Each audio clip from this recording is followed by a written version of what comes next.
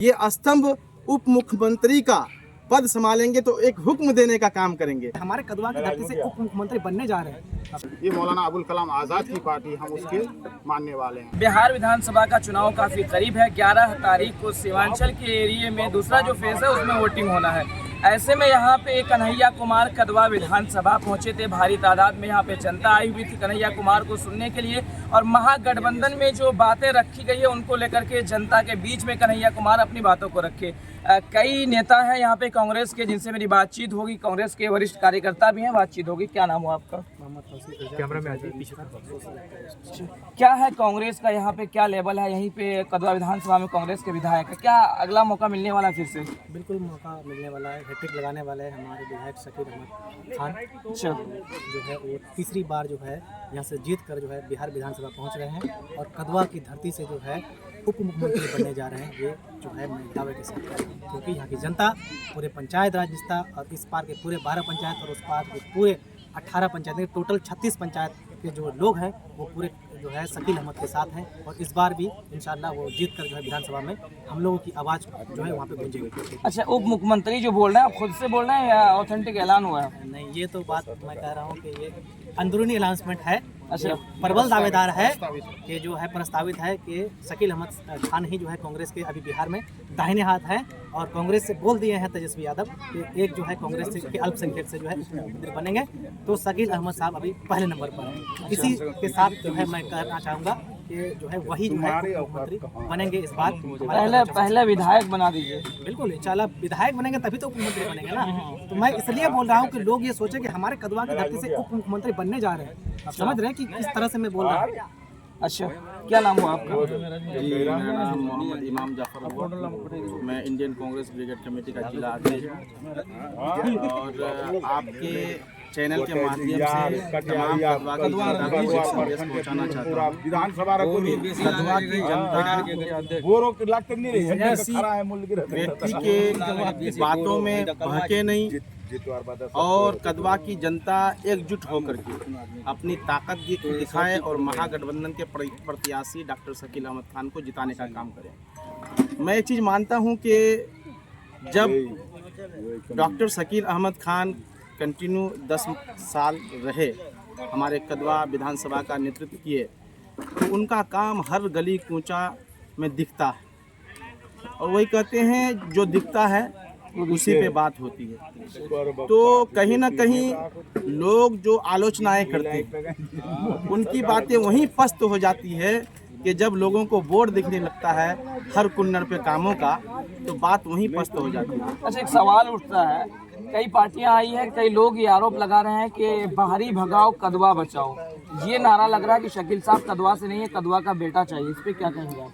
देखिए, कदवा की धरती हमेशा काम करने वालों को पसंद किया है, और हमने कदवा की आवाम ने कभी किसी के साथ सौतेला व्यवहार नहीं किया।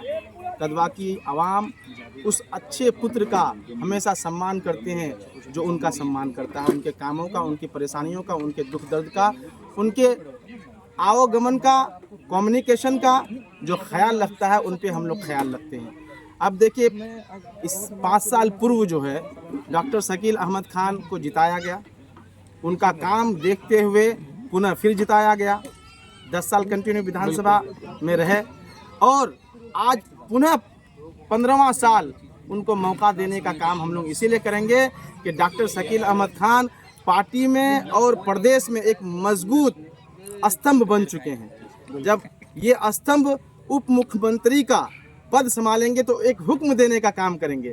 जो हमारे कदवा में कुछ कामें बची हुई बड़ी बड़ी कामें, वो हुक्म से, उनके हुक्म से हमारी बड़ी बड़ी कामें आसानी से हो जाएंगी। इसीलिए इस बार हम लोग चूक नहीं करना चाहते हैं, कोई भी ऐसा कदम नहीं उठाना चाहते हैं कि हम अपने उप मुख्यमंत्री को गंवा दें।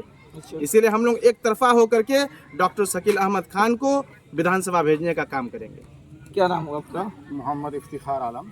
अच्छा, शकील साहब का यहाँ प्रोग्राम था, कन्हैया कुमार यहाँ पे आए हुए थे, क्या कुछ बात हुई? यहाँ पे नदी कटाव से ये कदवा काफी घिरा हुआ है, इस पे बात हुई? जी, कदवा के समस्याओं पर भी बात हुई, और जो सबसे बड़ी समस्या है अभी देश के सामने, लोकतंत्र का, संविधान बचाने का, भाईचारा का, और एक जो है निकम्मी सरकार हटाने का, क्योंकि कन्हैया जी खुद मिसाल दिए कि पानी अगर हरकत नहीं हो तो पानी जम जाता है, सरांध मार देता है, बदबू कर देता है।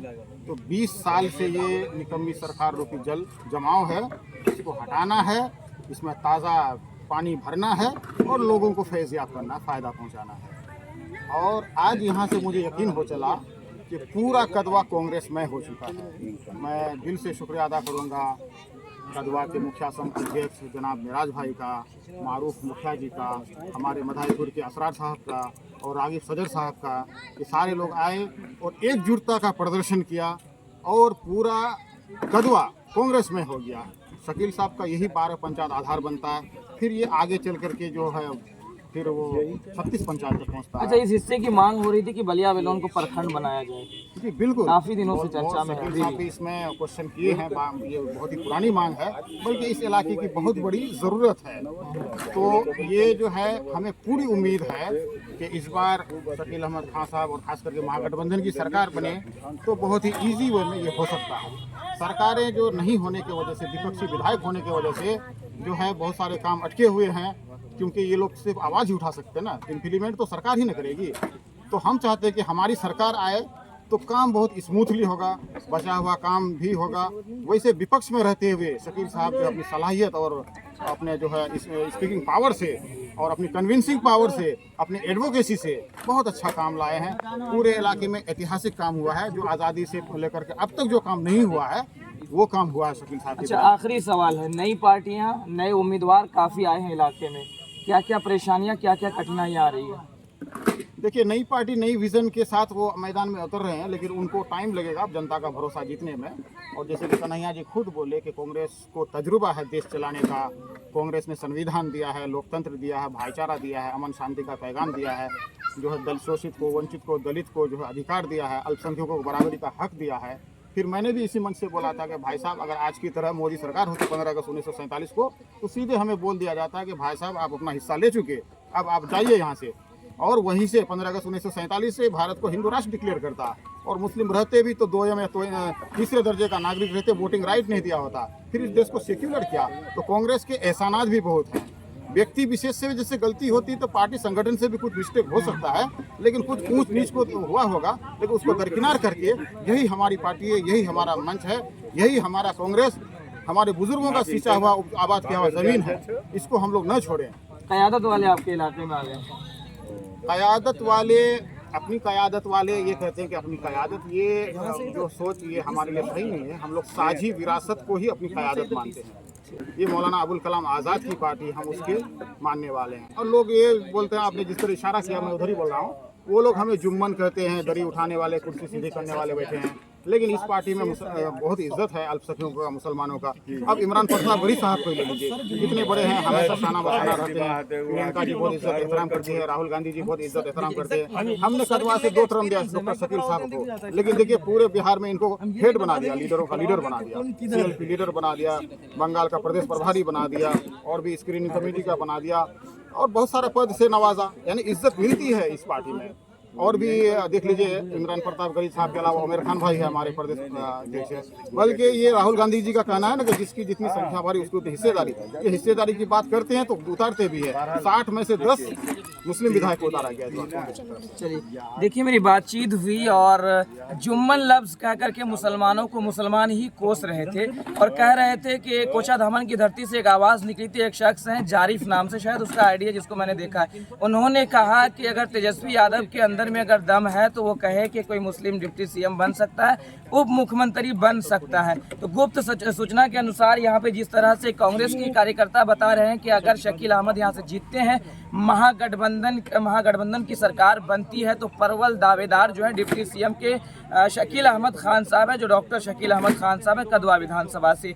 और यहाँ पे कांग्रेस के ही कार्यकर्ता और कांग्रेस के वरिष्ठ नेता के द्वारा कहा जा रहा है कि ज़रूर ये कदवा फतह होगा और बिहार में महागठबंधन की परचम लहराई जाएगी और महागठबंधन ही की सरकार बनेगी। आखिर आप बिहार से हैं तो बिहार को लेकर क्या कुछ सोचते हैं, और बिहार और सीमांचल के इलाके की खस्ता हाल, और सीमांचल में किसे देखना चाहते हैं? क्या सरकार बदलनी चाहिए या फिर से वही खटारा सरकार रहना चाहिए? इस पे आप अपनी राय ज़रूर दीजिएगा। जय हिंद, जय भारत।